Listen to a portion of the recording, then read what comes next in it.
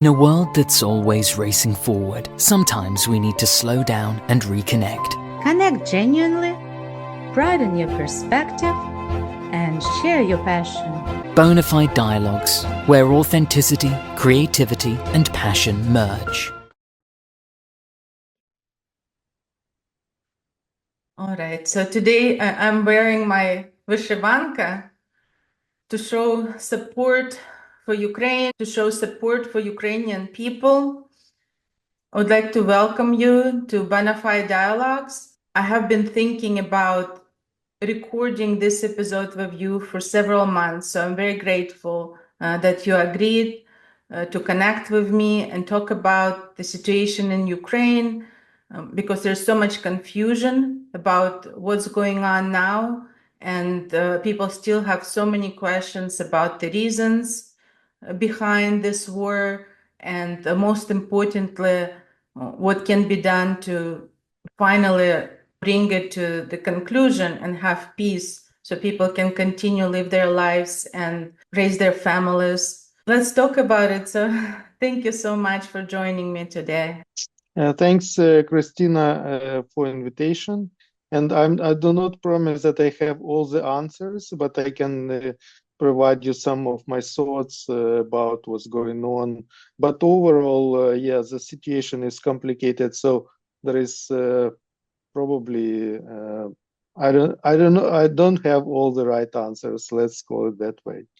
I think it's very important for us just to hear your opinion. We have so many people here in the US expressing their opinions about the situation in Ukraine, but they have never been to that country and they don't know the culture, they don't know exactly what's going on.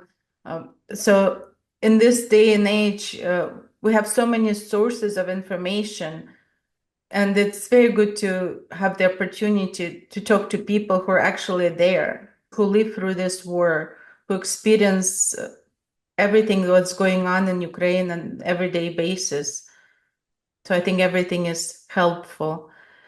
Today's guest is Oleksiy Stolyarenko, an accomplished legal professional with extensive experience in IT and intellectual property law, practicing law in Ukraine since 2005 and admitted to the state of New York Bar in 2011.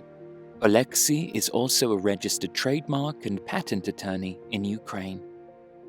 His impressive academic background includes an LLM from the Paul M. Herbert Law Center at Louisiana State University, as well as a master's in intellectual property and a specialist in law degree with honors in Ukraine. He has been recognized as a next-generational lawyer in intellectual property by the Legal 500 from 2017 to 2021, and as a notable practitioner in both intellectual property and IT law by Ukrainian legal guides. Oleksiy currently resides in Ukraine with his family. However, today's discussion is not focused on his career, but on learning more about the current situation in Ukraine. The views expressed by Oleksiy in this episode are solely his own and do not represent the views or statements of his employer. Yeah, so I was thinking if we could maybe talk about the past, why all of this started, because I think the question why is very important. In order to answer the question how to end all of this, we need to understand the reason why it's happened. And it's very important to discuss what's actually happening right now and what's going to happen in the future. What can we expect? For what I think why the Russian Federation wants to have this war, and it's also when people think that this is like a regional conflict and that this is only limited to Ukraine. I think it'd be worthwhile just to check on who is supporting whom, and then you'll see that from the one side you'll see Russia, then you see Iran, North Korea, China, and then from the other side you see Ukraine, who's been supported by some democratic country, including the United States. So it's sort of a little bit a competition on how the governance should be run. The Russia is a totalitarian state, so basically their idea of how the good governance should be done is that a few people get all the money, and then they produce a lot of weapons, and then they can go and take somebody else's property without any constraints, and that's how they plan to do it. And basically that's what they're doing in Ukraine. They are actively stealing Ukrainian grain. In Donetsk and Lugansk region, they have, for example, a registry of 50,000 apartments and real estate objects which they want to seize at once. It means that they were seizing the property in Ukraine for like quite a while from 2014, but this was done non-systematically. But right now they want to seize it like a big batch, 50,000 items of real estate property. So they do it. They seize in the original property, and of course they all try to profit from all the conquered territories. So that's one point of view how they want to do it, and there is another point of view, like democratic countries, they want that everybody should have a right to a proper court system. The property is the having the property is a human right, and so on and so forth. So it's a collision of two systems. And why the Putin is doing right now, I think, is because what he sees that the West and democratic countries, they are so much concerned about the human rights and the other things.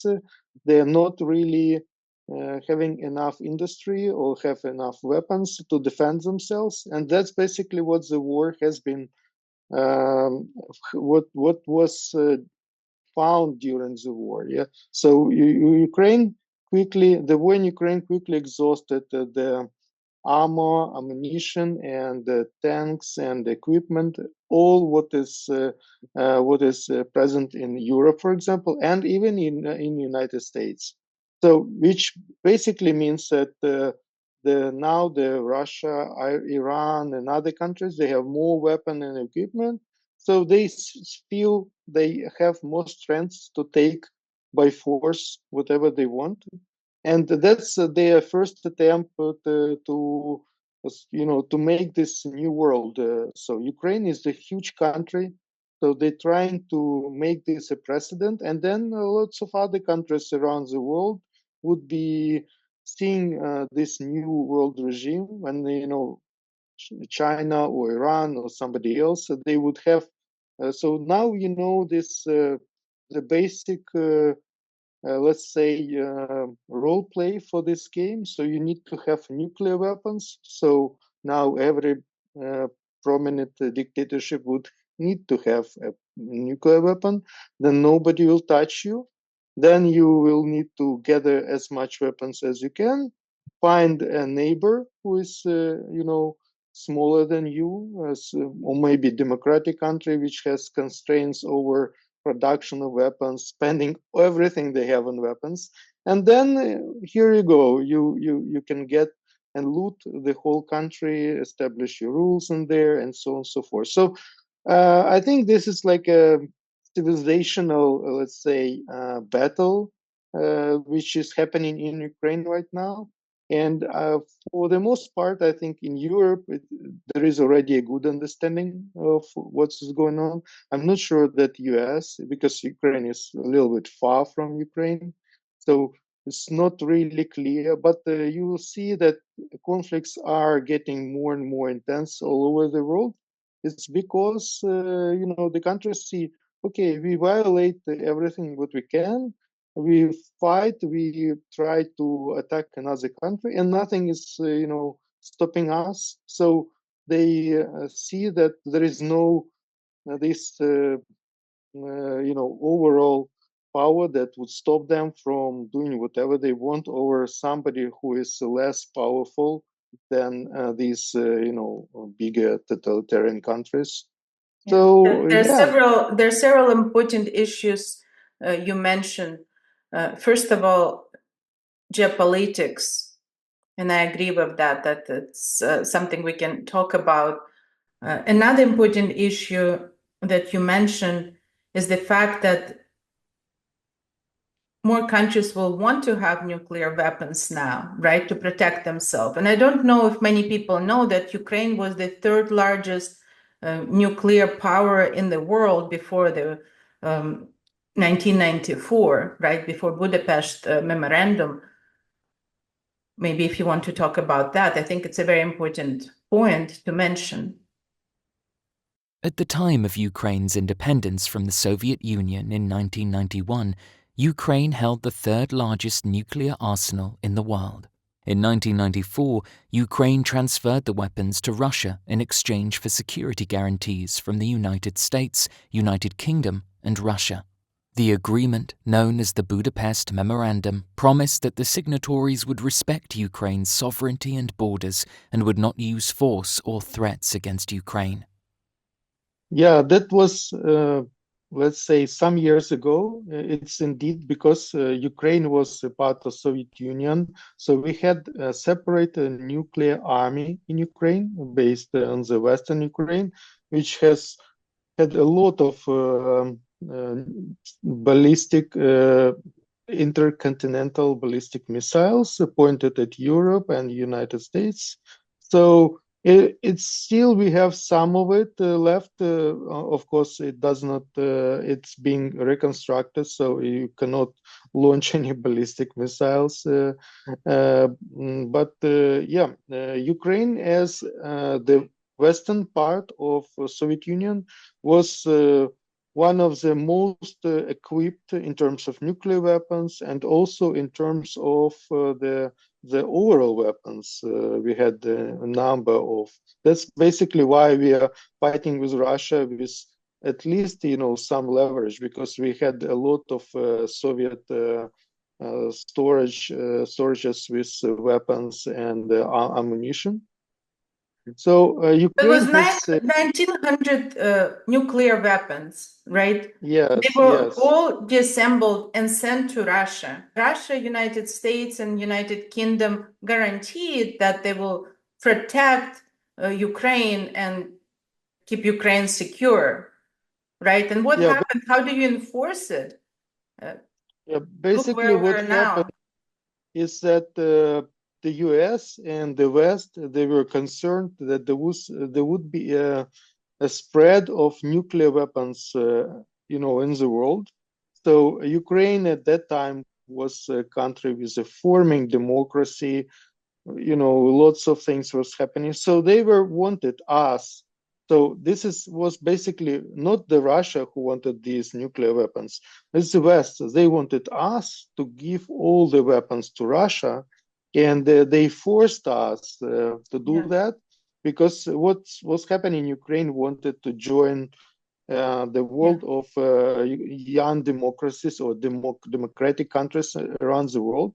So we said, okay, what we need to do to have a seat at this table, to be treated as equals, and the response was, okay, you need to give all of your nuclear weapons. We also had the strategic aviation, and in addition to nuclear weapons, we also had quite a lot of strategic weapons, like long-range missiles, which went along with the strategic aviation. And at the time, what we were thinking about, okay, so we are not fighting with Russia because Russia, our allies, we are not fighting with West. So why do we need all of these weapons? So we basically gave up our strategic jets. Some of them were destroyed. We gave up a lot of strategic missiles, long-range missiles, and also we gave up all of our nuclear weapons. So basically, at that time, when we were giving this all up, we were like super powerful country in the Europe, and we. Oh, my. Hello. She came. Do children go to school and preschool, kindergartens right now, or do they study remotely during the war? So it very much depends on the region. So, for example, in Kryvyi Rih, where I am from, all of the schools are online. This is a region which is a little bit closer to the War battle zone. war zone. Yes. So in Kharkiv, of course, there also most of the schools are online. In Kiev, most of the schools are offline, but it depends. Some of the classes could be online, some of the classes could be offline. Last year, most of the schools in Ukraine were online, which is not really an education, if you know.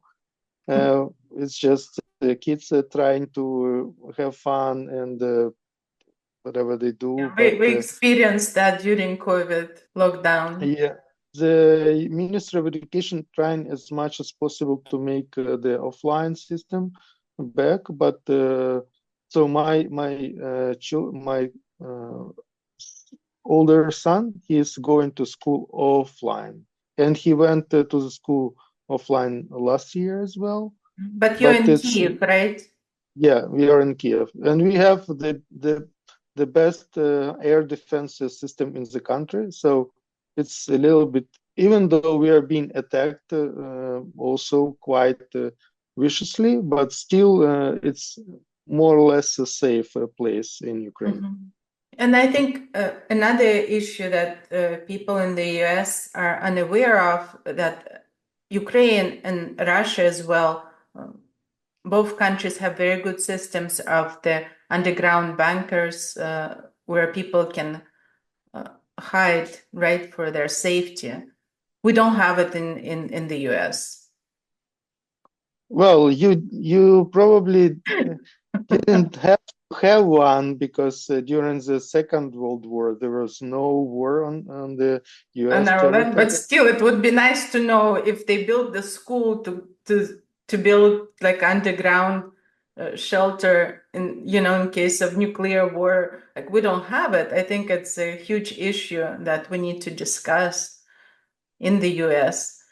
because I know I was looking online and it looks like Ukraine has 4,800. And Russia almost 20,000, but it's a bigger country, of course. I don't know the condition, if they're all ready and in good condition, but at least you have that, which is good. Yeah, so the changes what we have now, like when you go somewhere and you have like these big posters advertising property, so the people would say, "I'm selling the house with a bunker." So The that's like bunkers, yeah. yeah, how you sell it. Also, when we were looking for a school for my son, so we were looking at a school with a nice bunker. So Yeah, the of kids, course. because when you have air strike alarm for example, Yeah, you don't know where you're six going hours, to be. Yeah. 5 hours a day, so then they just go underground and they continue studying. So they Mm, have a normal school room there, like they can continue studying. Otherwise, for most of the schools, they have like Soviet style bunkers where you have like only sitting places for yeah, students, so they can sit there in a very cramped manner. So yeah, they would joke, they can do many other yeah, things, but it's not possible for them to continue studying because this is not a study environment. yeah, So and life definitely has changed as we are starting to look. For example, right now in Kiev, historically, you would pay premium for the apartment on a higher floor, like yeah, with a good view. yeah. But right now, actually, the opposite Opposite, situation. yeah, You are paying premium for the ground floor or like lower floor because on the upper floor, the first what's happening is that when there is no electricity, when there is a blackout, when yeah, Russian destroy our power supply, So there is no water on the higher floors up above the 8th floor. So no water, then No electricity. the elevator does not work. So you Yeah. need to. So my colleague, she bought an apartment on 26th floor with a discount. So she said, okay, so I'm now very sporty because she's working up 26 floors. Yeah. And Work out if every day. But if you have kids or you have groceries or Of you course. have elderly parents or something like that, it means that the people on the 26th floor, they have, the emergency is coming, Yeah. the ambulance or something, and the elevator does not work. So, Yeah. okay, Very so challenging. what do you do? Yeah, so this is, so it's how the property market is changing. So Yeah. basically now the floors on the lower. So my friends, for example, they are renting out an apartment, and they had an apartment on the 17th floor. So they now pay the premium, and they rented an apartment on the 3rd floor. So Mm. just to have water and electricity, and not to be needed to go up on the stairs on 17th floor because they have a small kid, and they need Yeah. to take to carry a lot of things with you as well. So Do they it's have a little. gas masks in those bunkers? Because you never know. What if there's a nuclear war? I remember when we were kids, I remember we had a class, and you're a little bit younger than me, but we had a class where we learned how to put on the mask, how to use it. Do you have everything you need for protection? So I don't think we have. So our underground bunkers right now is working more against the traditional ammunition, like cruise missiles, ballistic missiles, and so on. We are not that much concerned so far about the nuclear war. Okay. Biggest issue with a nuclear attack is basically you need to sit inside for a couple of days. So if you need to use your Mask. mask, so it's basically already a bad news because Yeah. you need to go outside of the bunker, and you need to travel, and it's all very dangerous because Yeah. the radiation is everywhere.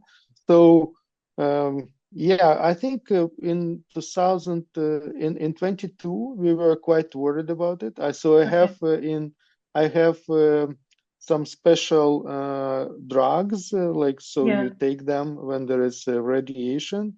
So we Yeah. have some masks, and we bought some special dress. So you Yeah. sort of need to dress in, then you go out, do your stuff, and then you need to throw it away. So we have it, but I think lately we are getting, I don't know, maybe we forget about it, but it was I very think people just popular. adapt to everything, right? It's been 2.5 years. Yeah, People exactly. learn how to live in this war Not situation. only adapt, but also just to tolerate this risk, because of course, when you think about the nuclear strike, for example, Kiev is quite compact. So and I'm living in a city center, downtown. So if it will hit downtown, I don't need the mask or anything else. I will be just being evaporated in a couple of seconds. So yeah, I think Hopefully people it in doesn't get Ukraine. escalated to that point. Yes, but we always need to be aware of it and keep it in mind that everything is possible. From the Ukrainian side, we are okay. We understand this risk because that would be, if we will not succeed, that would be even worse than the nuclear strike. So we know what's happening on the occupied territories. We know what is happening in the war zone. So what Russians are doing, for example. So that would be worse. The nuclear strike is probably least of our worries for this matter, because the Russians are really they neglect their fellow soldiers' lives, but for civilians, when they occupy the territory, they sort of have fun, and this is not in a good way. So lots of stories we do not, share very much publicly, but these are like very horrible stories. And I mean, some of them, they are even related to the US citizens. I don't know if you heard about the US citizen being killed in DNR, Russell Bentley. Have you heard about him? So this is just one of so they killed one of the famous guys who left US, and he was living from 2014 in Donetsk, saying that he's a communist. He was a very famous guy in Russia and in DNR, and still they brutally murdered him, and because they were thinking that he is US spy, which is hilarious. But the guy was, living, and he was fighting for DNR and so on and so forth for more than 10 years.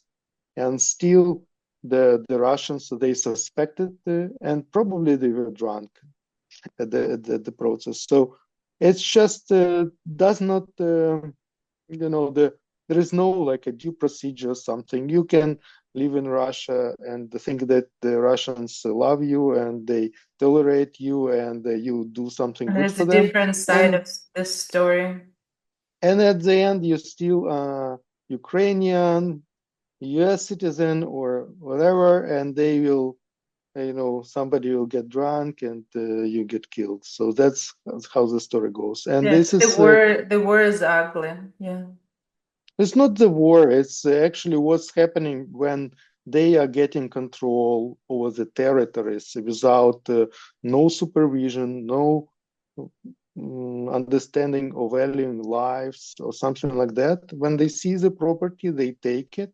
If somebody is saying no, they will, brutally prove their point that they can take whatever they want. If they see the girl or somebody, they will do whatever they want. So that's a life on the occupied territories, and they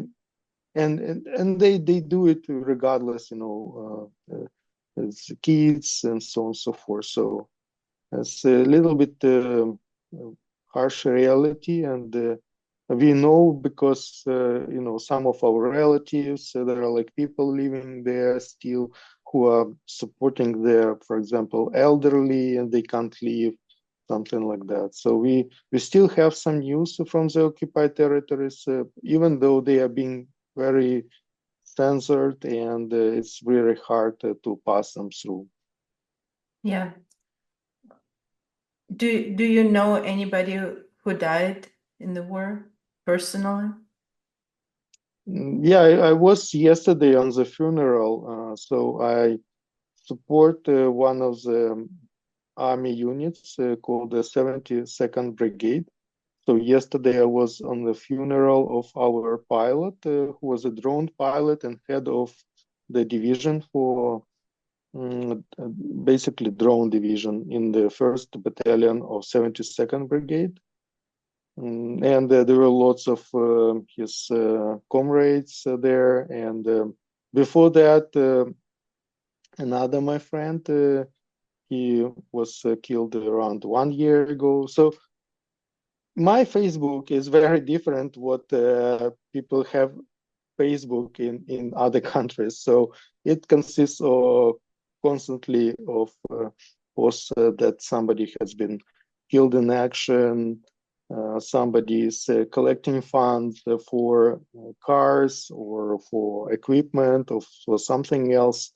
So it's a power of these networks. So they will encapsulate you, and you have your own bubble. So my bubble is like I don't know, once a week I have this post of somebody being killed by Russians. So we have there's so many people enough. are dying in Ukraine and in Russia, and it seems like there's no end to this war. Yeah, the end of the war is that the Russians need to stop fighting and go away to Russia, basically. Need to leave But it's Ukraine. not something what is happening, because they have lost so much already. So they, by pessimistic estimates, they have lost around 500,000 soldiers killed or wounded, which is the biggest loss of soldiers from the Second World War. So the Russia is constantly fighting all the wars. They fought against Finns. They fought against in Afghanistan. They fought in Chechnya. But all of these wars post Second World War were like minor. They were like minor. People think about Afghanistan war. Russia is fighting against troops supported by US. There was a big thing. Actually, I think people in comparison, Moscow and St. Petersburg don't even feel like their country is in war, because they're sending soldiers from other parts of Russia, far removed parts of Russia, from Siberia. And we just talked about our backgrounds, your and my background, that we both were born in Russia. I was born in Siberia, and you can talk a little bit about your background. I moved to Ukraine. Then I was 9-year-old. I was Ukrainian citizen, and I moved to the United States 20 years ago. So I still have relatives in Russia. I have relatives in Ukraine. So it's a very difficult situation to be in. How about yeah, we have colleagues in Russia, so I talk with them from time to time, and what they say is that in Moscow nothing has changed. Maybe only the percentage of Chinese cars has increased. It's because many car manufacturers has exited the market. Okay, Chinese cars are now getting bigger share. But overall, I agree with you. So I was born in, as you mentioned, in Buryatia, and this is like also a Siberia. All these and Buryats, they were a nationality, but they were highly, let's say, Russianized by Russians. So by now, most of the Buryats, they consider themselves as being Russians. They lost their national identity. And as you said, the percentage of people killed from Buryatia, we call them Buryats. I think we have not that many of them in Ukraine, because most of them were killed in action in 2002, 2003. So, for example, when I was passing a checking point in Ukraine, everybody was like raising their eyebrows, like, "Oh, you're born in Buryatia," because everybody knew that people from Buryatian soldiers would come to Ukraine. They were like, "Maybe you also a Buryatian soldier," yes. but they were confused. So my passport is very confusing. So I have a registration in Bucha. So people were like already remembering the Bucha tragedy. And I was born in Buryatia. Like, oh, Buryat, born living in Bucha. What a strange record. But anyhow, so this died out because most of the Buryatian soldiers have already been killed in Ukraine. There are not that many left. And all of these small nationalities, Buryats, Yakuts, they are practically destroyed by this war. Akassia, yeah, they practically destroyed. So they have, I don't know, up to 20% of their population being killed in Ukraine. And this is because first they are being primarily targeted by the Russian recruitment system, military recruitment system, and also because they are poor. So the Russians, they recruit poor people. Right now, they have increased the sign-up bonus. It's around $30,000. So for the people in Buryatia, in Yakutia, in Khakassia, $30,000 is a house, basically. So it's you can build a house in the village or something like that. So it's just a sign-up bonus. If you're being killed in action, then I think it's around $100,000 is being compensation for the person who has been killed in action. So $130,000 is a lot of money. So the whole village can sort of send their men to war in Ukraine just in order to get some profit out of it. It doesn't work all that good. They get sign-up bonus, but in most cases they don't get this post-mortem payment. But because it's very difficult to prove that they were killed, and the Russians, what they do, they don't get back their dead. So their dead are still where they've been killed all over Ukraine. So they leave their soldiers. They leave their soldiers. So it's a huge tragedy, basically, for us as well. And they also recruit people from prison, right? Prisoners are joining Russian army as well. I think they actively. They even close prisons for that matter. So anyone who wants to fight, they would recruit it. And actually, Ukraine started to do it as well. So we have some prisoners joining the army. There are limitations. So it's not. So you need to have a certain criminal record. So not every criminal record qualifies. And the record of our people who joined from the prison is not that substantial. I think it's 5,000 people, something like that. It's not that many. So let's maybe talk a little bit about what can be done. Zelensky visited United States, and he's traveling across Europe now with his victory plan, right? I'm thinking, why did he phrase it as a victory plan, not a peace plan? Well, it's a good question. I think people in Ukraine, they have two basically words that are defining us for a couple of last years. Is zrada, which is how you call it in English? It's basically a failure, and a victory, 𝒂𝓃𝓊𝓾.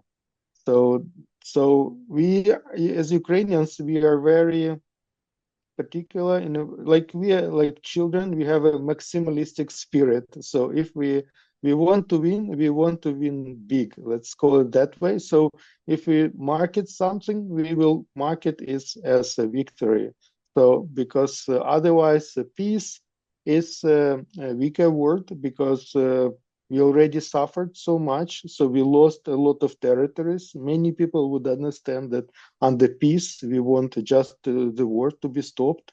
But as I mentioned before, what happens in behind the war zone lines is even worse than the war, because what's happening on the occupied territories, already they started mandatory recruitment to the army on the newly occupied territories. So basically, if you haven't, Ukrainian army. Yes, exactly. So they would enroll all of the men on the. So basically, if you know the Donetsk, Lugansk, there are no men left. So no men at all. So no they have problems with plumbing, they have problems with electricity, they have problems because all of the technicians, they were responsible for servicing the city systems. They were killed in action, being fighting against Ukraine. So now they're doing it on other territories. The Russians, they consider all not Russians, even though they joined the Ukrainian territory in their constitution, they still consider all non-Russians as being disposable. So what they do is dispose. So those people even do not get any benefits. So they don't get the sign-up bonus. They don't get this compensation when they died. So these are just their meat army. So they already sent out, I think, 50,000 summons to the army. And there's no way you can argue something. They will catch you on the street, and then you are storming Ukrainian troops at some war zones, something like that. So that's how they do it. So for us, this is to freeze make this piece on the line where it is already located. It means that all the people, everybody would be either used against us, all the resources would be used against, or they would be stolen, and the population there would be basically destroyed. What's happening in Mariupol, for example? So in Mariupol, there was a 400,000 city, which is like, quite a big city in Ukrainian standards. So the Russians killed approximately 2,100 people there. And right now they are importing people from all over Russia. So right now it's more non-Ukrainian people in Mariupol than there were Ukrainians left there. So their strategy Why is somebody would even move to Mariupol from Russia? I don't understand. How could you make somebody move there? Well, this is interesting. So because life in Russia appears to be even worse than life in Ukraine. So actually many people who from Caucasia, from all these regions where there's no jobs, there were all economy is highly very bad, yeah. Yes, people think about Russia, they imagine Moscow, St. Petersburg, but so many parts of Russia are really poor. Exactly. And what they do, and it's interesting because especially for us lawyers, so they have decreased interest rates for loans, mortgages on the real estate. This is like a federal program. So you can qualify as a Russian if you pay taxes, if you have particular salary, then you can qualify for this decreased loan rate. And they extended this decreased loan rate on occupied territories, on Mariupol. So what's happening is so they want Russians to move. Okay. Yeah, so Ukrainians, they can't buy this property because they don't have this record, they don't have the salary. Yeah. So Ukrainians in Mariupol who left in Mariupol, they are being practically living on the streets, while Russians, they are coming. And of course, lots of property is being sold at very small prices because during the war. But many Russians actually want to move to a city by the sea. This is how it is advertised. Yeah. So then they have made some reconstruction. So they built some houses. On the top of the houses they have destroyed. So the people from these houses that were destroyed, they are getting nothing. And then the people from Russia, they're getting these decreased loans, and they can buy an apartment for around $40,000-$50,000. They can buy 2-bedroom apartment, something like that, which is a good price, and by the sea and so on and so forth. and decreased loan, and so many people actually moving. So as this is what's happened with the occupied Crimea as well. So Yeah, when the that's what I prices wanted get to talk down, about. Yeah, Crimea. yeah. So my relatives, I have relatives in Russia, actually quite close. So they were calling us in 2014 and saying, "Okay, we want to buy something in Crimea," and we as a family were like, "What? You know, the prices," they were telling us, "the prices are so cheap." We were like, "Do you know why the prices are so cheap?" Because Russia occupied Crimea and many people fled, and the only Russian citizens can own land, for example. So then you need to sell, or you will be just your land would be confiscated, your apartments would be confiscated. So that's why the property is so cheap. But Yeah. for I the don't think Russian people in the population, US realize how beautiful that area is.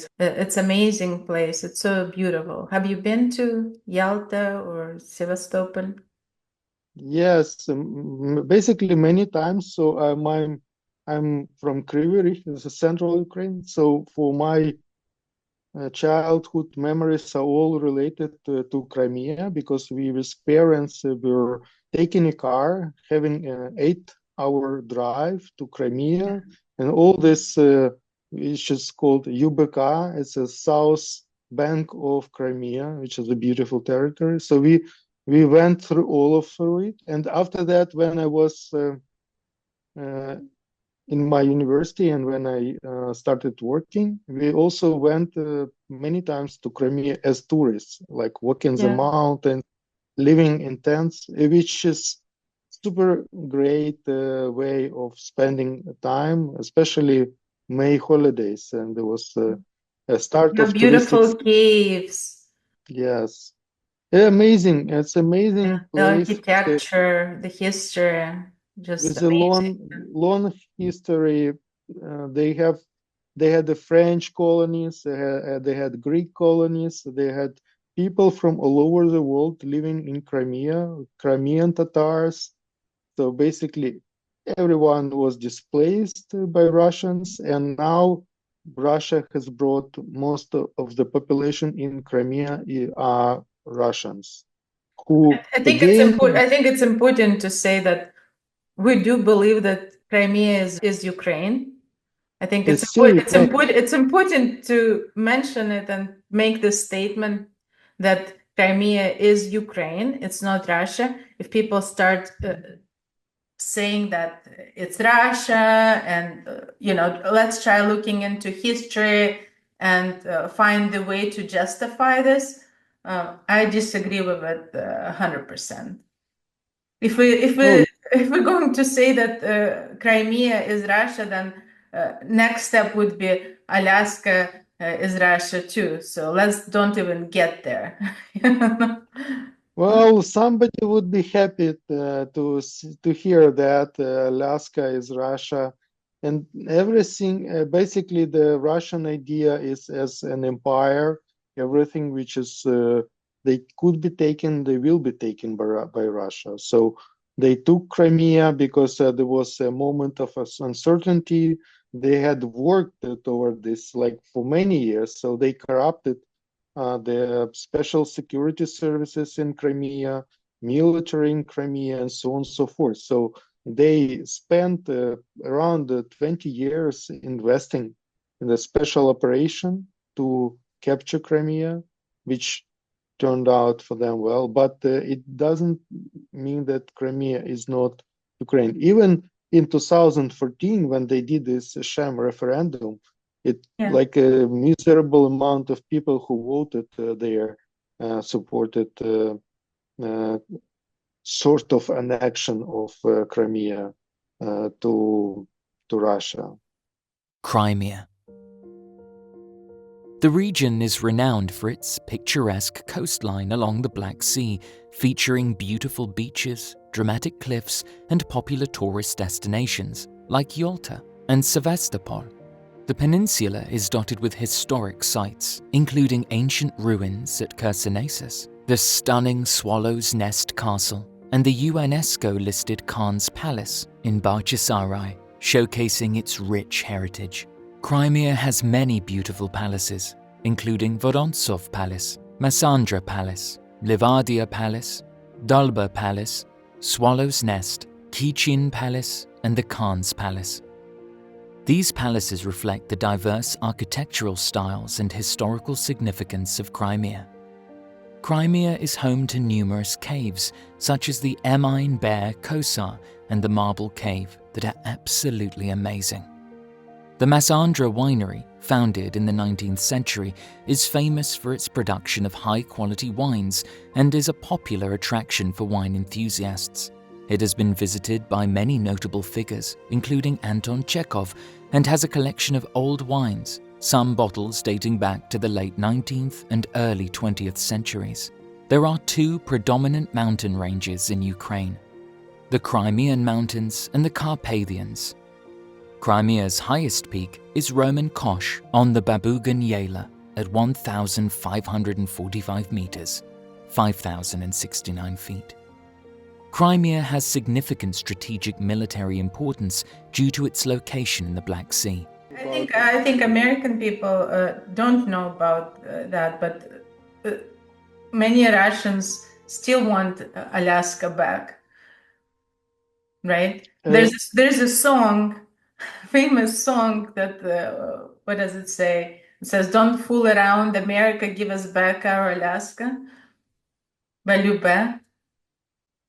Yeah, well, for sure, not only Alaska. So they want to have they consider many countries as sort of no nations. So like they see Baltic states as non-existing. They call them that way. They are not only about Alaska. They, for example, they have claims to northern Kazakhstan. They also, when they talk, they question the sovereignty of many post-Soviet republics. Yeah, so they are all over the place, Alaska included. So they are quite. They've been flying. Chinese and Russian airplanes been flying very close to Alaska a couple of weeks ago. I don't know. They may be just trying to show their strength that we're here, because the border between Alaska, between US and Russia in Alaska, it's like 3 miles. It's really close.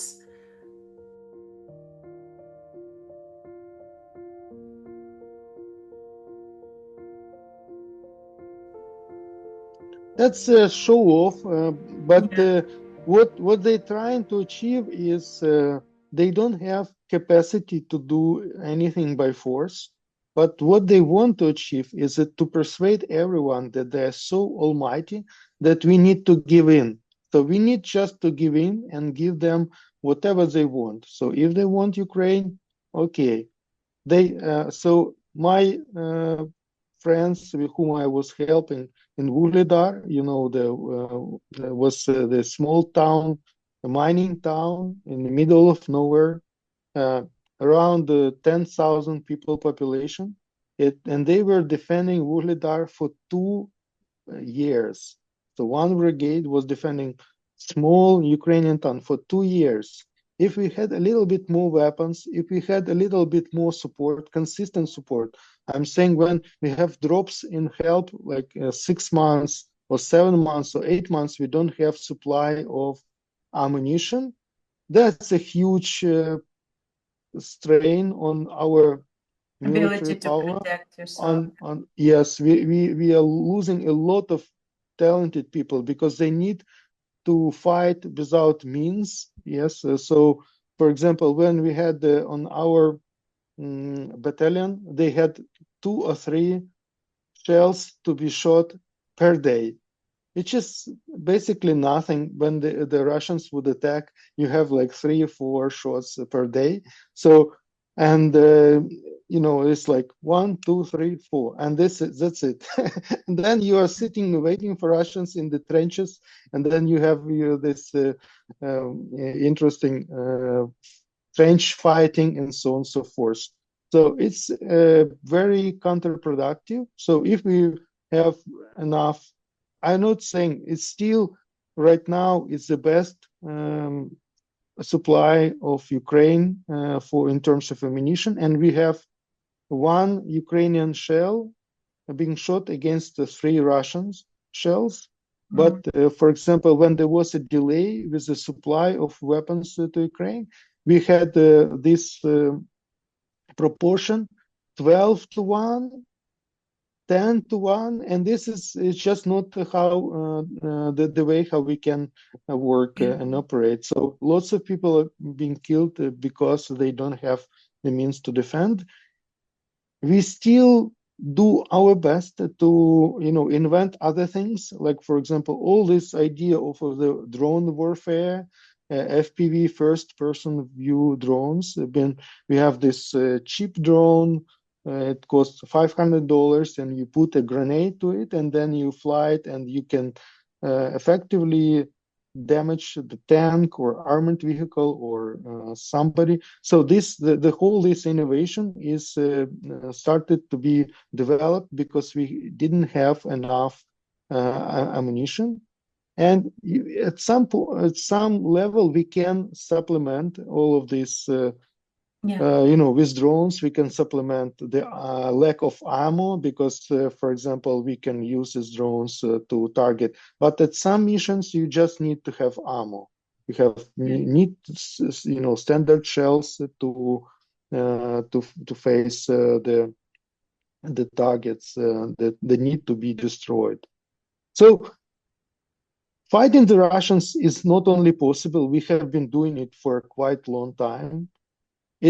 We learned a lot. So Ukraine has developed a lot of approaches. I don't think that any NATO army would be in a better shape to fight Russia, because I'm telling you, I'm supporting this unit for the 2 years.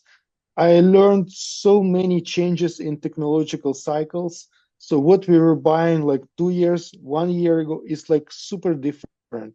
So warfare is different, drones are different, approaches to different, and it so rapidly develops. It's around like 2-3 months, and the landscape, the amount of the tactics that been applied on the battlefield change in significant ways. So, for example, when for a bystander who is just relying on the old protocols, it would be basically a game over. So, for example, the tanks are no longer used. A tank-on-tank battle is not a thing anymore, even though it's like, the famous tank is arriving and then another tank and they're shooting each other. It just does not happen because tanks are now more used as an artillery piece. So they are shooting from the very remote locations, far locations, yes. Because when they arrive to any proximity to the front line, they're being targeted by FPV drones and being destroyed. So like lots of the things. So the conventional approaches to how the fighting is going on are being, many countries probably revising them, but Ukraine is probably the only, except for Russia, of course, the only country who has hands-on experience how to apply that.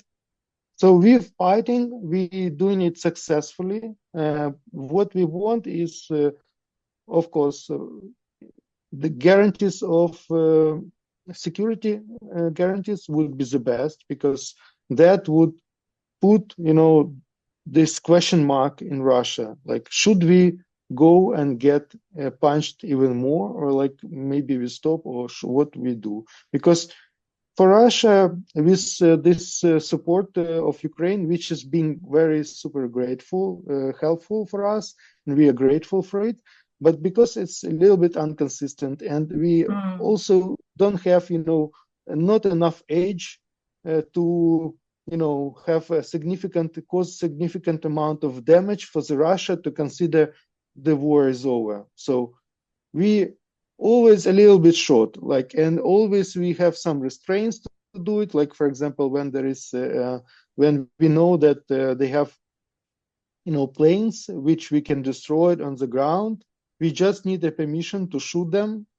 So we ask for this permission, and it is not being granted because I don't know for what reasons, but basically these planes are being located for quite some time, and in aerodromes, airports where they're located, and then there are like talks. We are talking about our ability to shoot these planes.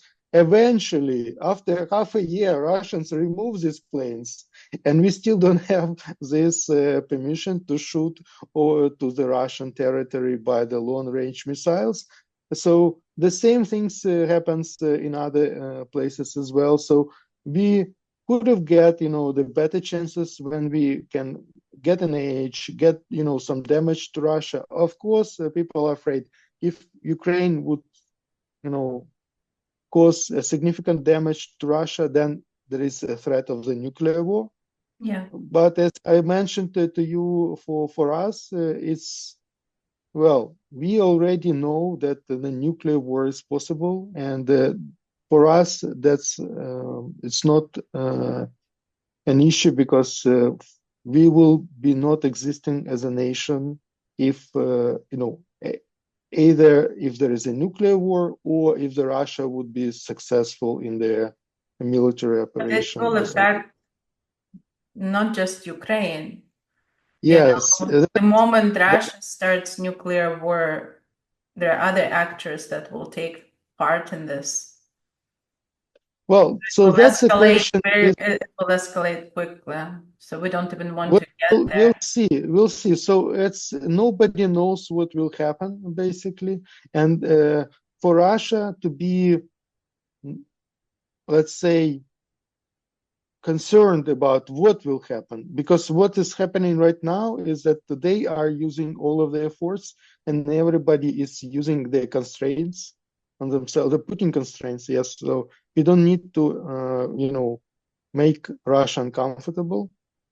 So for Russia, they feel safe. So what they feel is that whenever we need, we just, will say we will launch a nuclear strike, and everybody will, okay.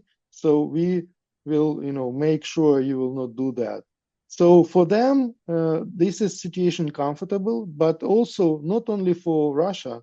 If you think about other nuclear nations that they would like to have a similar war, they are comfortable as well.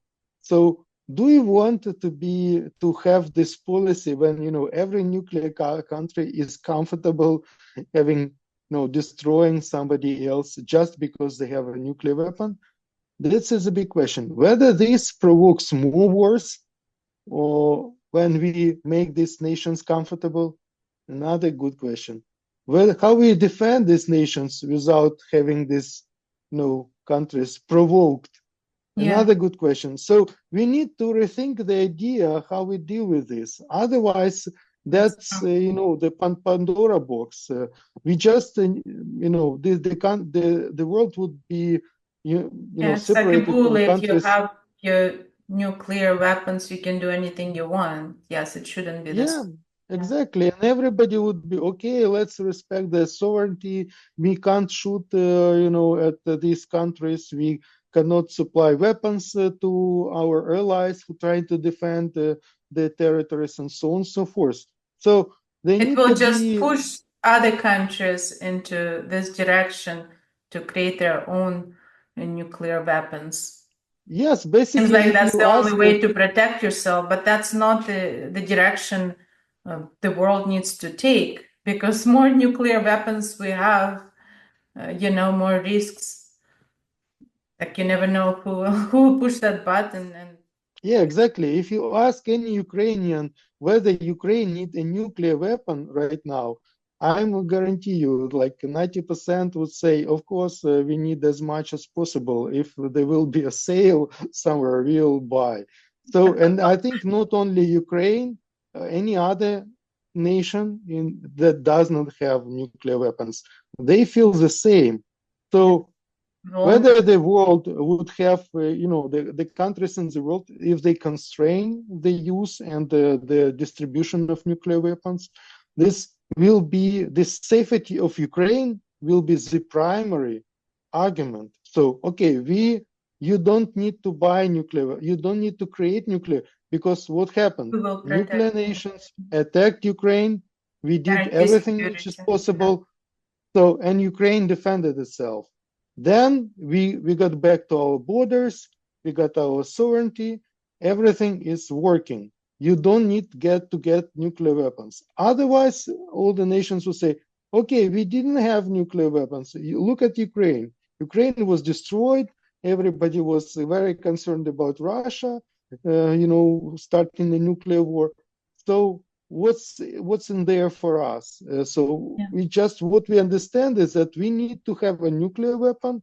So if any our neighbor would attack us, we would be, fighting back with the nuclear warheads.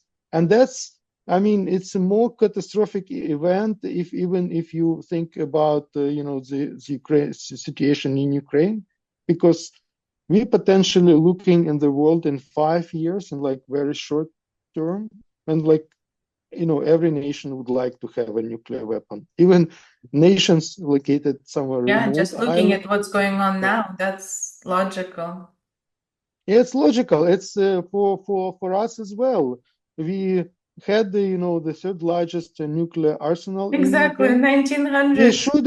We should have kept, I don't know, at least 10, some, 20 right? something. Just give it all away. Yeah, we shouldn't give all away. We should kept something, and then the Russia probably wouldn't attack us as they did. So yeah, it's very logical. So for the world is and for especially for the countries with the nuclear weapons, they need to figure out other mechanisms how they want to constrain this development and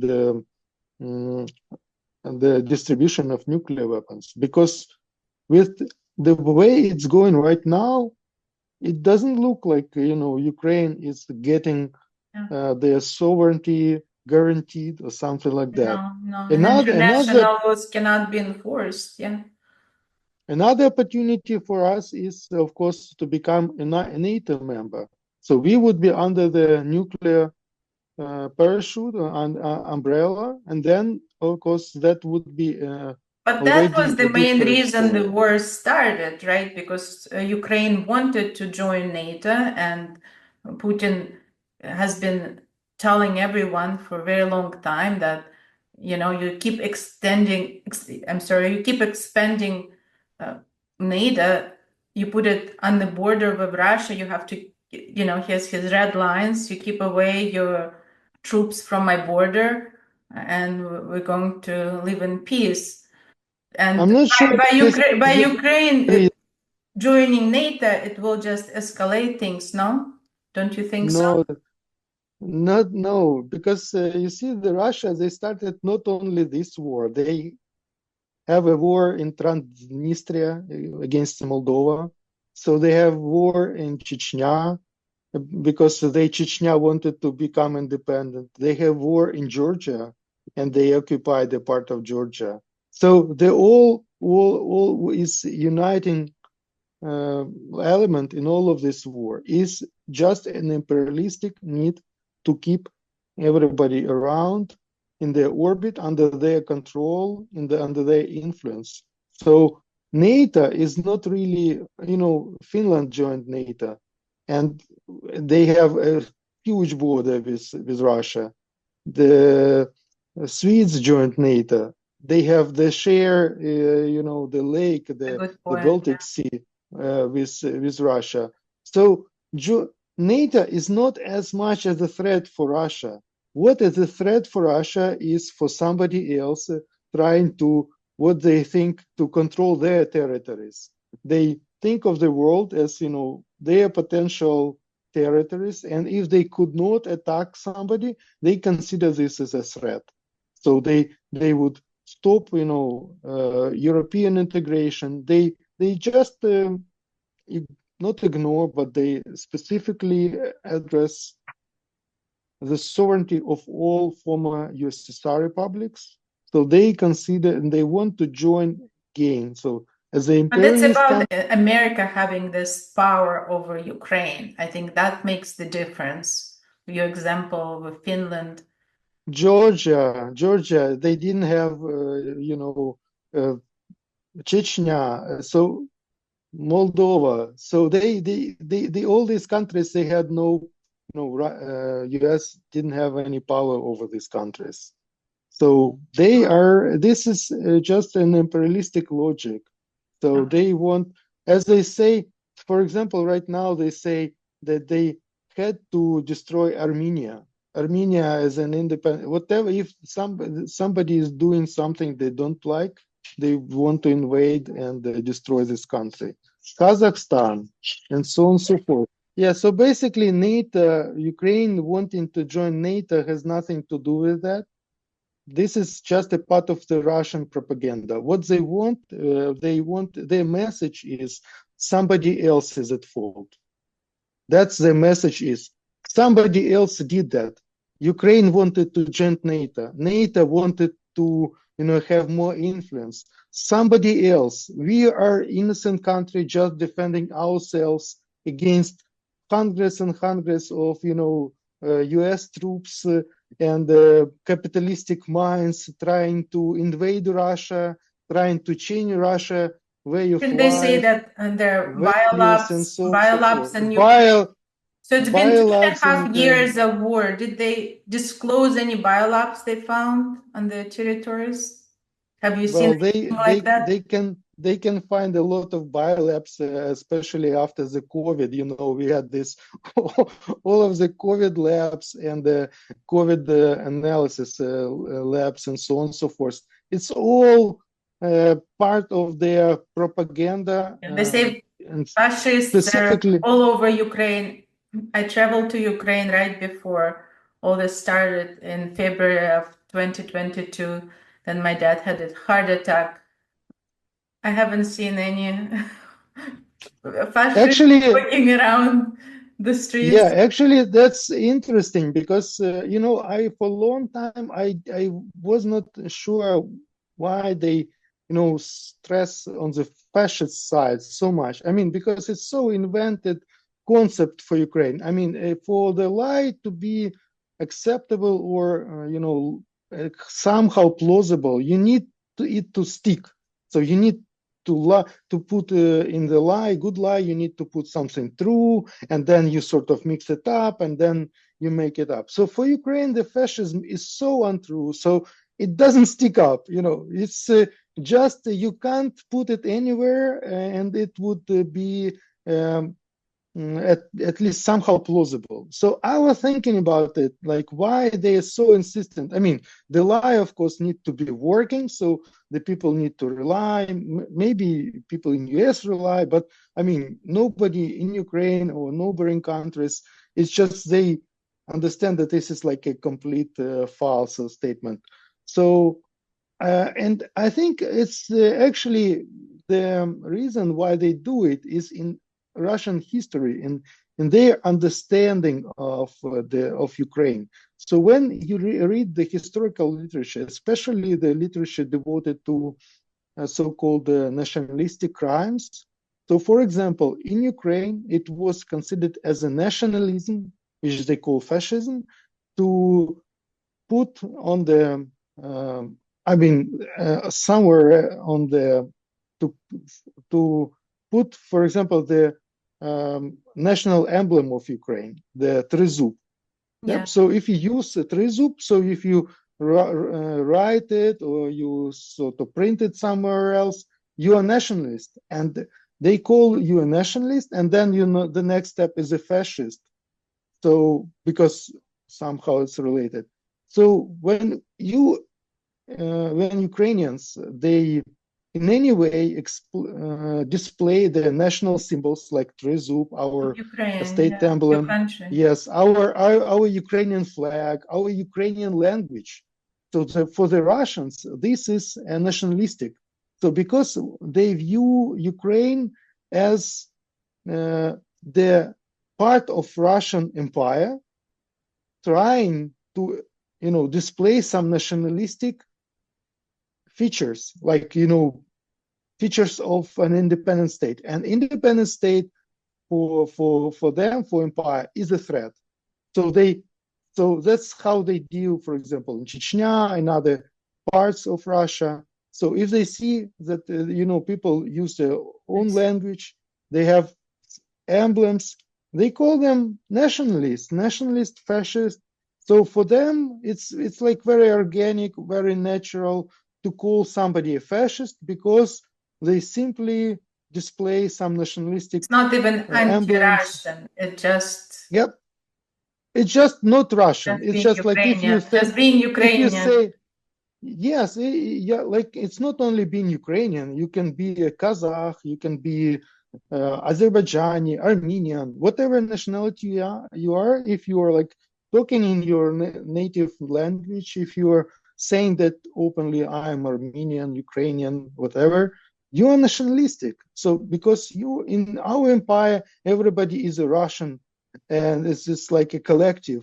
If you are not a Russian, then you are against, the Russian Empire. So that's, I think, why this myth is so important for actually Russia itself, because what they try to prevent other nationalities in Russia to trying to get independence. So what they're God, saying, we have the same roots. We need to stick together, kind of have this balance in the world, right? That's what they're trying to say. Any deviation from being a proper Russian, this is a punishable offense. So that's how they see it. So and traditionally they would call it nationalism and fascism. That's how I think it's important for them. And also, as you remember, the USSR, it was called a prison of nations.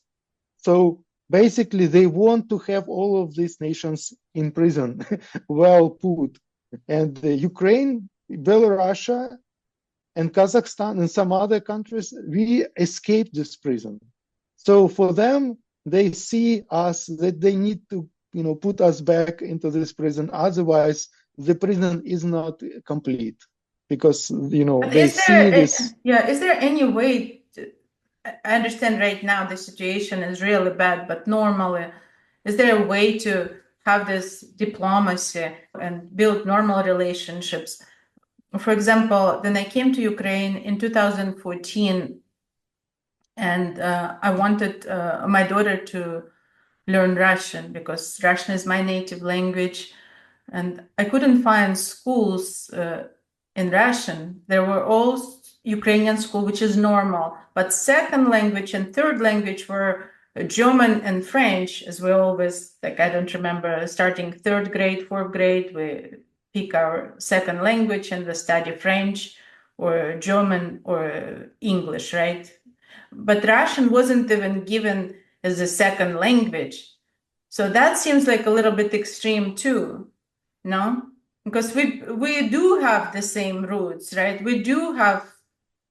We're all connected. We have relatives. Russians have relatives in Ukraine. Ukrainians have relatives in Russia. I feel like there still should be some balance. You don't want to cut it completely. You still need to have some connection, and there's some economical connections, right? Cultural connection. Now, of course, everything is so bad that even then I'm saying that it's probably sounds terrible to you, but over time now it will take probably generations, 3-4 generations to rebuild those relationships that people had between Russia and Ukraine. And now there's so much hate. Thousands and thousands of people died in this war, and it's just terrible. In Ukraine, there's not many men left. The country is almost destroyed. It's terrible, but I think in the future, and I think every president's job is to keep peace for their countries. So I strongly believe that there was room for diplomacy. I thought there was time before all that started to have some negotiations, and it wasn't done. What do you think about it? The road to war was paved by the failure of diplomacy. However, there have been several rounds of peace talks. The first meeting was held 4 days after the start of the invasion on February 28, 2022 in Belarus. It concluded without results. A second and third round of talks took place on March 3rd and March 7th, 2022 on the Belarus-Ukraine border, in an undisclosed location in the Gomel region of Belarus. A fourth and fifth round of talks were held on March 10th and March 14th in Antalya, Turkey. Ukraine and Russia almost reached an agreement, but unfortunately, negotiations stopped in May of 2022. Efforts to reach a peace agreement before and after the Russian invasion were insufficient. Diplomatic efforts must be focused on saving lives and ending the war. Well, for Ukrainian language and the overall history, it's what I think people not really understand, that this Russian Empire, it has been for quite a while around. So why Ukraine and most of Ukrainian, half of the population of Ukraine is speaking Russian, even though we are Ukrainians, it's not because we are, always wanted to be a Russian-speaking nation. And you can look also in Belarus, where like you have the same nation as Ukraine, Ukrainian nation, Belarusian nation, they only speak Belarusian to 1%.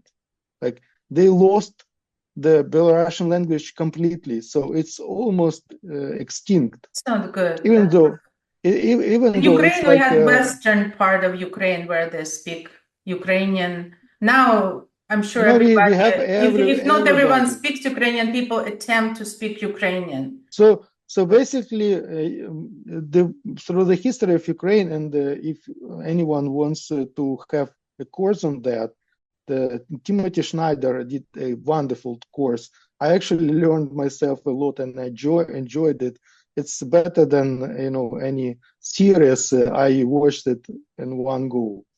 Anyhow, so there were different parts of Ukraine under different rules. So the Russian rule and the Polish rule and so on and so forth, they were different in a very distinctive way.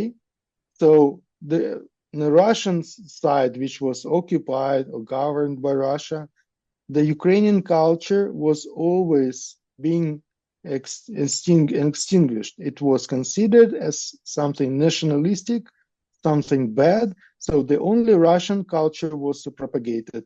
So on the part of Ukraine, which was under other like nations like Poland, for example, of course they had their own culture, their own language, but they tolerated Ukrainian language, they tolerated Ukrainian culture.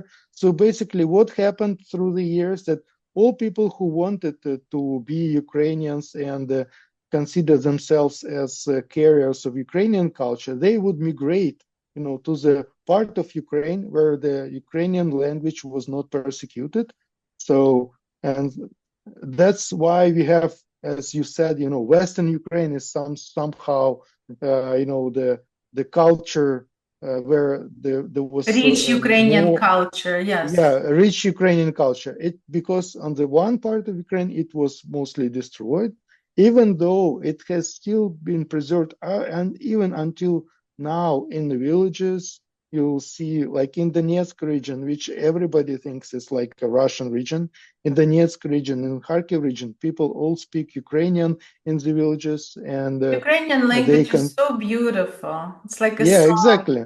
Yeah. So when we are talking about getting a balance back, so when we consider the around 300 years of Russification, so the Ukrainian language was banned, prohibited, it was disliked, and so on. So people were discouraged speaking Ukrainian. The courts, the all procedures were in Russian, and so on and so forth.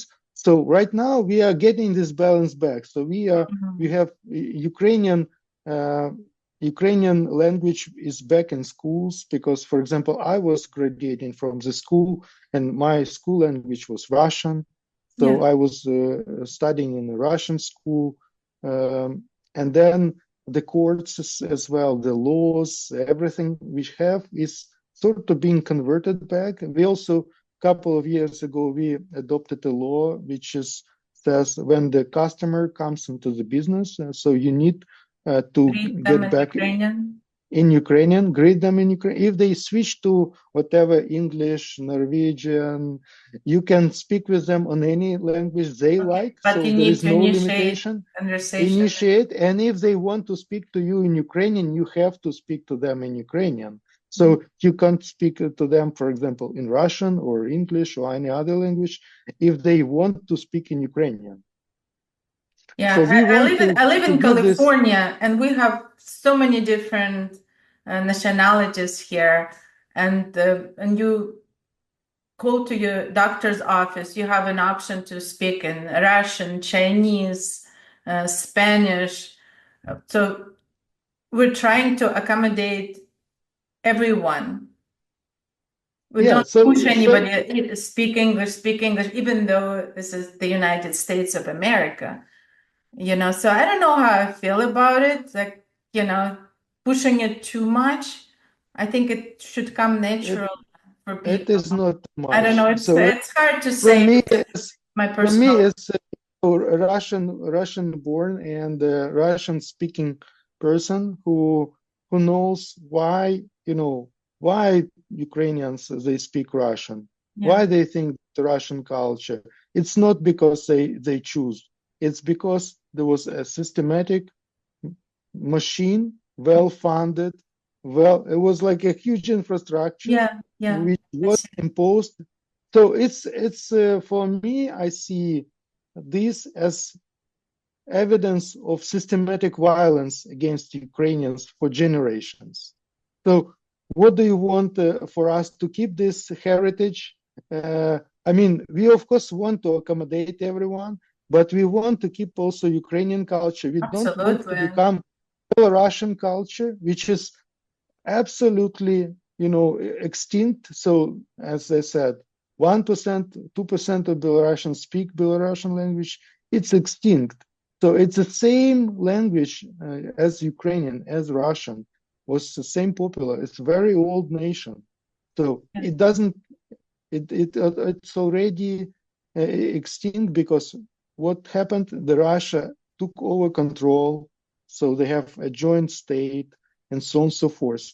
And why Russia is so aggressive, you know, when, for example, in Kazakhstan, people want to speak in Kazakh language, so they call them nationalist and fascist. And want to invade Kazakhstan, literally, because people in Kazakhstan want to speak Kazakh language and they want to have kids in schools to learn Kazakh language and so on and so forth.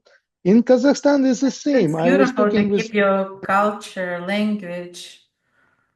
In Kazakhstan, I talked with my friends and they said, you know, in order to get a good job, you need to know Russian language. People from the village who speak only Kazakh language, they cannot get a good job. They need to go to university, they need to learn Russian language, and then only you can get a good job in Kazakhstan. So, and it's the same situation all over the region. So you are forced to, you know, abandon your culture. You know, in Ukraine, even people abandon their family names, converting them into Russian-style family names, just to be a little bit more Russian. So this is like, you know, yeah, that's true. So it's like a lot of history behind this, and it's like a shackles. You know, when you know somebody was in prison or somebody was. So you don't want to carry shackles, you know, with you all the time. Just remembering that you at one point you were in prison and you were put into these strict rules. So you want to develop as a nation, speak language. Of course, you know. And don't get me wrong. Now children speak Ukrainian, right? Not unfortunately, not everyone, but not. If schools are in Ukrainian language, yeah, schools are in understand. Ukrainian But still. they speak. Some of them speak Many, Russian at home. That's yeah, many children speak Russian at home, but still, this is my sort of view. But reality is the following: that, for example, the commander with whom I work in Ukrainian military, he's a Russian-speaking guy from Lugansk. So I'm completely okay with that. So, I mean, we have so many Russian speakers. I don't think that the Russian culture and the Russian language are in any danger in Ukraine. Okay. So Yeah, my that's son, important to say. Yeah. he didn't learn Russian in school, but he knows Russian and understand Russian because everybody, you know, in his So if you speak playground. Russian, if you speak Russian in Ukraine right now, you're not going to be discriminated against. No, no, no. So it's we are still not in this.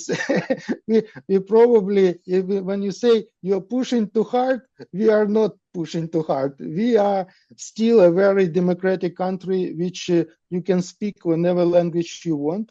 Or we want, of course, to have a state language, to Course, your have culture, beautiful education in Ukrainian culture. Ukrainian.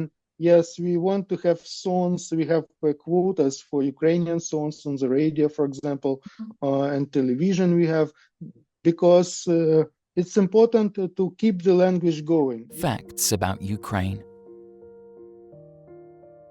Ukraine is the second largest country in Europe, covering approximately 603,550 square kilometers.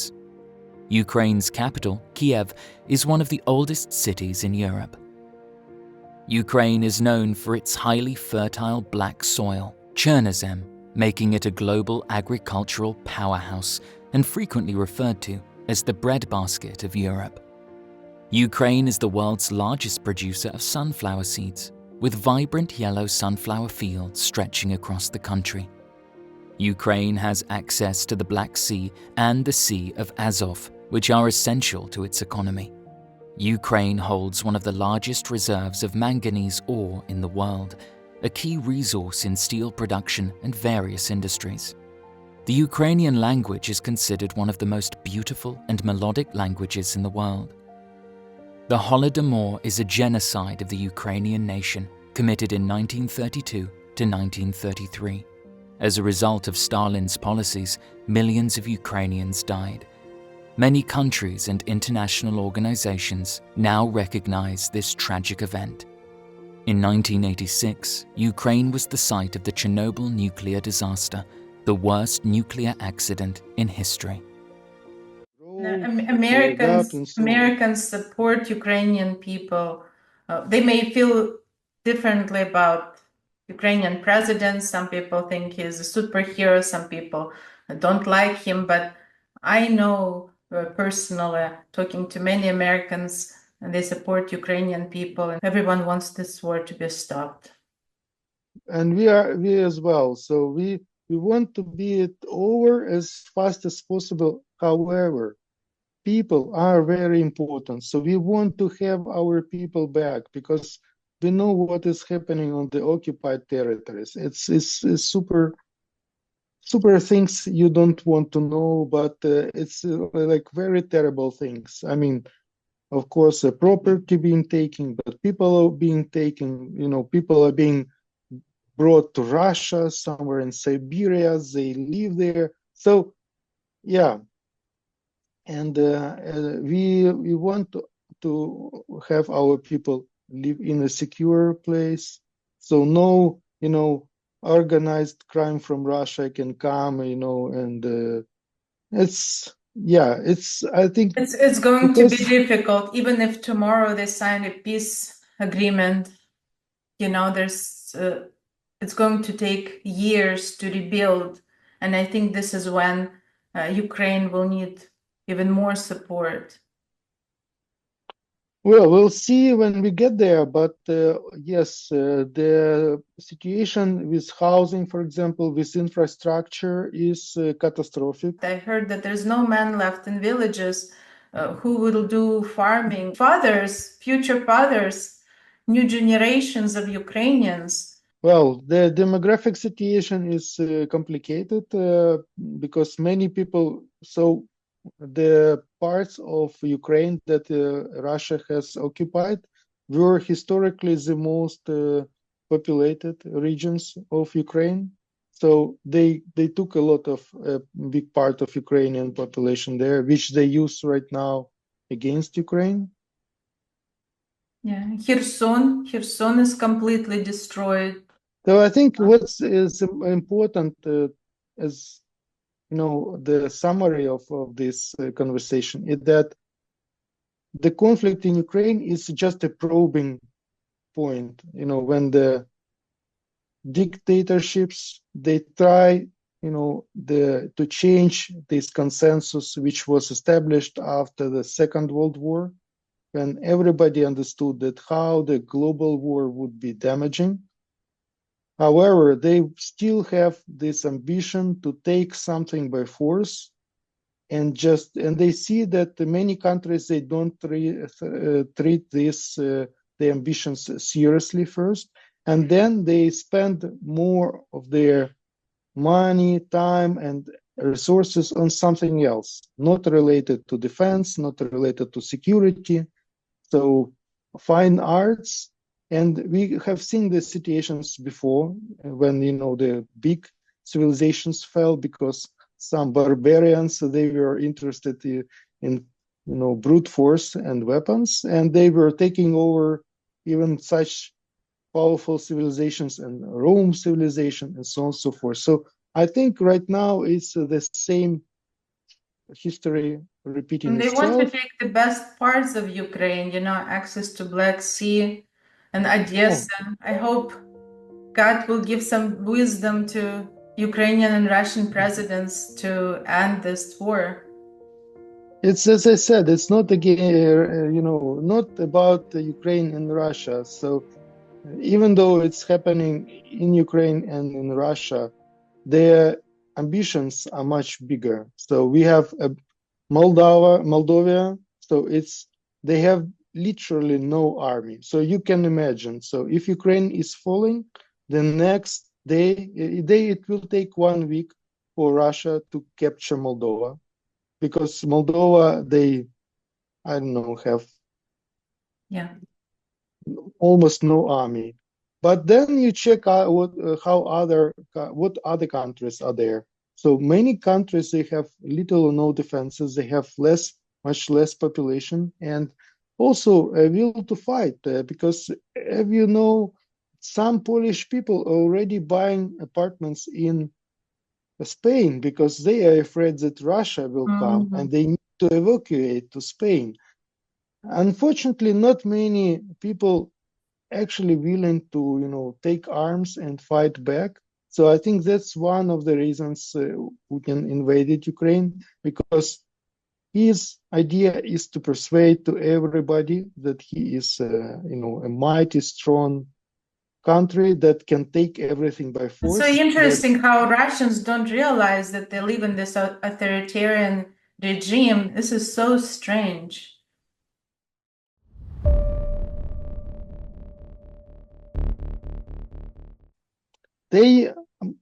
I would tell you how the Russians think, because we have friends in Russia. We also talked with many Russians which are friendly and normal guys. So what they say is that during the Putin rule, their family was, economically very well. So because they saw always a rise and increase in salary and growth in economics, in the personal income growth, and so on and so forth. They remember before Putin, there was only a crisis of 1999. And so that was a very disaster. I know many people support him, absolutely. Yeah. And he's been very much hands-on president, because many people in the US probably don't realize it. If you live in Russia, you watch your TV every day, and he's there every day. Today he visited the factory. Tomorrow he done this. So he's always there. Here we don't know what our president is doing, like last week, or the way, I think, the way it works, like they brainwash people a lot. I think it's a big part of each family. I think Christina, Christina, you would be surprised. The people are not really that much brainwashed, because the generations of the Soviet rule, the Soviet propaganda is the same propaganda Putin using. So people, they learned to understand what's happening. So they are not that They're not naive. brainwashed, you think? Not brainwashed, unfortunately. What they are very pragmatic. They see that the Putin, he provides them. They see that without Putin, there would be a chaos, there would be a disaster, there would be no such level of income. There A would large be country, yeah, to yes. So manage. they think that the Putin a strong guy, that there is the risk that the Russia would fall apart, which we fully support, by the way. But they all, I mean, and it's even the so-called good Russians, they're afraid of that. So they want maybe, not that cruel Putin, maybe a little bit a better guy who is a little bit more, But the next one will be democratic. somebody just like Putin, most likely. We'll see what's happened. So I was talking with my friends, and the idea behind why Russian people support Putin is because they grew with Putin, as you said, he's always there. Putin supports them economically. The way he talks to people, he always says, I'm just like you, I'm from the workers' family. People can relate to him. He's not acting like he's some sort of billionaire, the richest person on earth. Yeah. Nobody believes in that, but the idea is that he is so the Russians, they respect force. So when you try to argue with them with some other arguments, they do not respect that. They respect force, and the Russian president, in their view, is a strong president. So that's very important. Yeah, each so nation the strong and he provides. So he provides and he controls. Yeah, we have to go. I don't want to finish it on Putin. Zelensky, you didn't have election because of the war, right? What's going to happen next? Who wants to be the president, the next Ukrainian president? Arestovich? We'll see. We'll see. No, Arestovich is out of Ukraine. He was never popular. I actually don't know. So many people not really supporting Zelensky in Ukraine. So he has been, before the war, he was a mediocre president. During the war, he proved himself well, even though he has issues with his team and so on and so forth. But we'll see. We are a democratic state. We will select somebody. It's it's a mystery of Ukrainian life, which we happy to have, and we want to continue having, because it's not like in Russia. They have the stability. The Putin will be the next president in Russia. In Ukraine, who knows? We'll see. We have different people always candidates. think about Zelensky, that he's an actor, but he actually has law degree, right? Zelensky is from 𝒞𝓃, is the same city I am. So we knew him, let's say, in his acting career. He had law degree. So his law degree he got because he had to get some degree, and he was acting already when he was in the university. So he didn't plan to practice law. No, he didn't practice law at all, I think.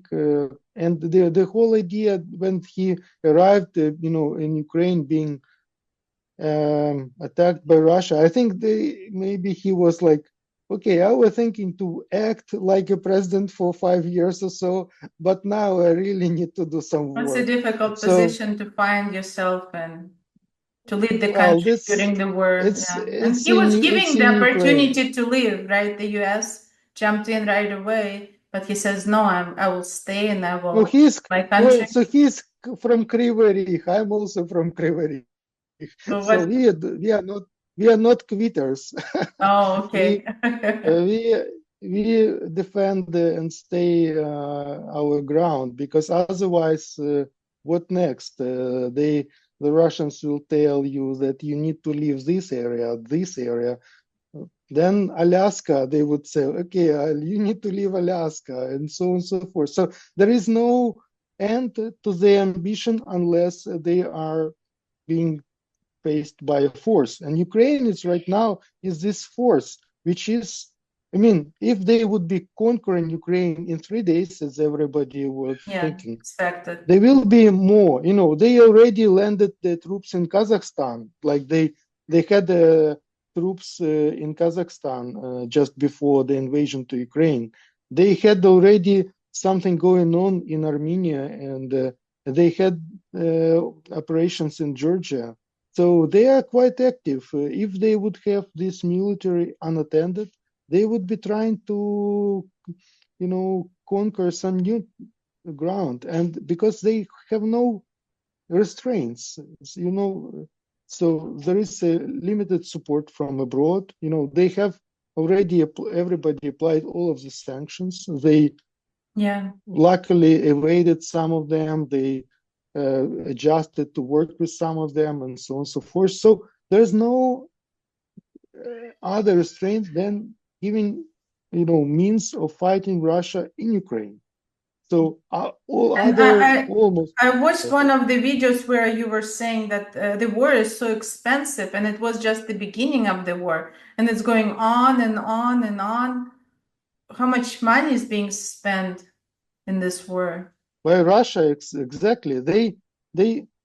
But they use this as opportunity, and I think not everyone understood these lessons that could be learned.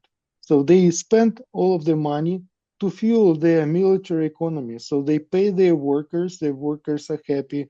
Their, you know, salary is actually rising in many cities across Russia, where, you know, there are no jobs, no economy, no plants working. Right now, everybody is working 3 shifts producing weapons. They get money, they build their houses, the builders get their money. So actually, the economy is strangely working. And many people in Russia, because when everybody think, why Russians support Putin? You see, large amount of people, they receive their compensation. Workers in the military complex, people fighting in the Russian war in Ukraine, people, you know, doing other things related to the military complex. People who are working in the oil industry also are getting well.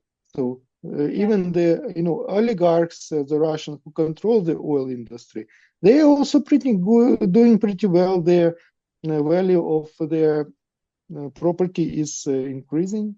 So it's not that if somebody is like extremely unhappy. Of course, you know, there are people who are extremely mothers of those soldiers.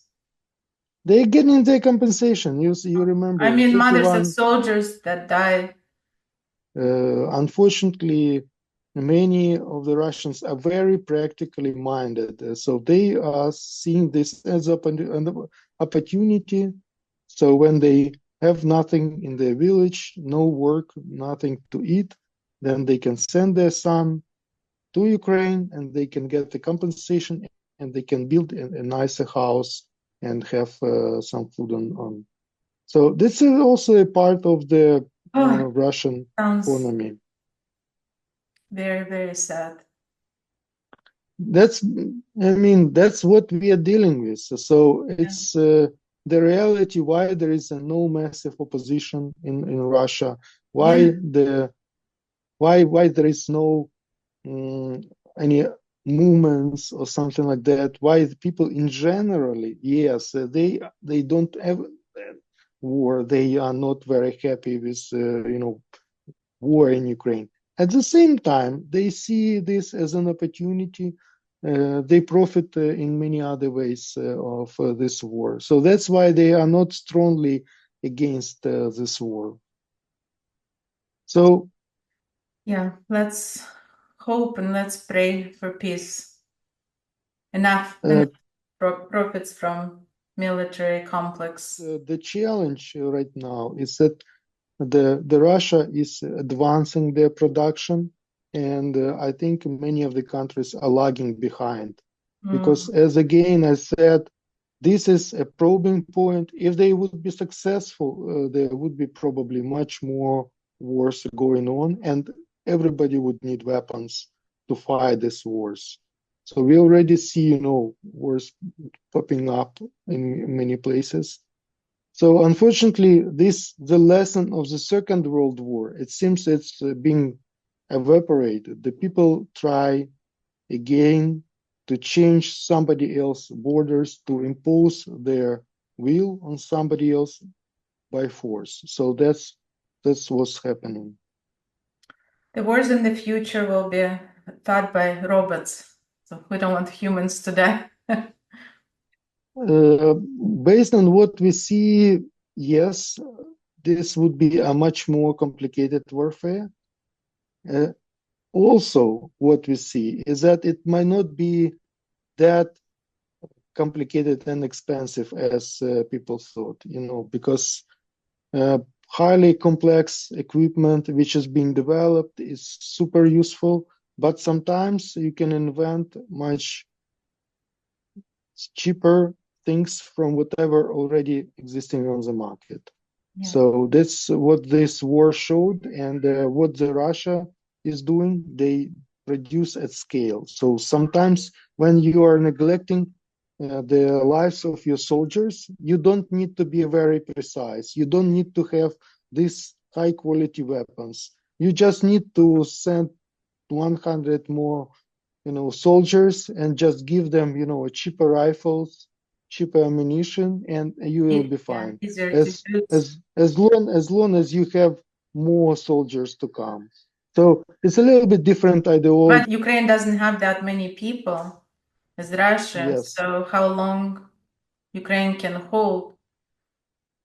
Well, the Russia is also, as I said, one brigade was defending a small town of 10,000 people for 2 years without, very systematic and support. Yeah, you can just look at the numbers and think, oh, if they have more soldiers, they will win. We have a chance, but this needs to be a very systematic work to be done.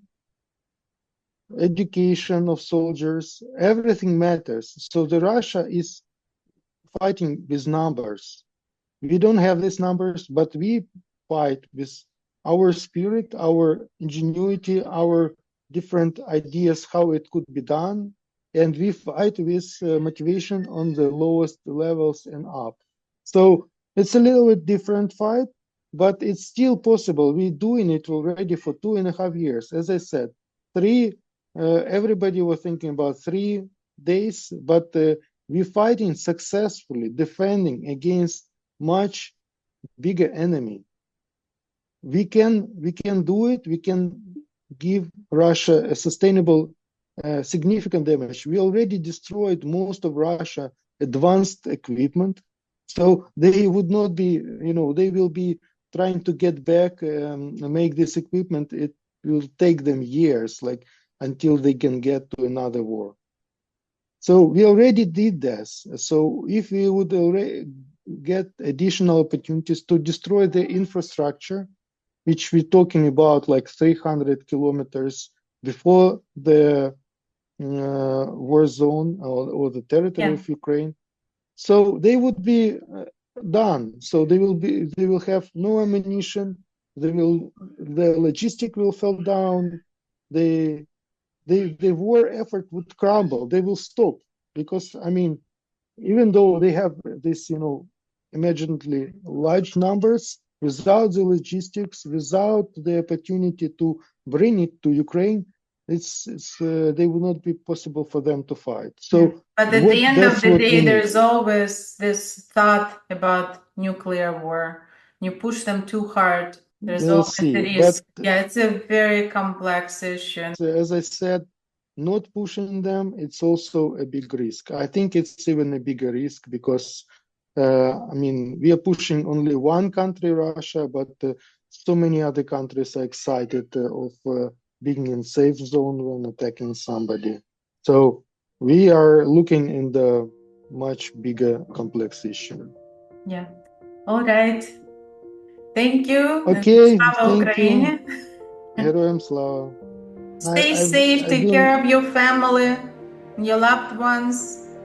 Thank you. Okay. Bye-bye. Bye-bye. Thanks.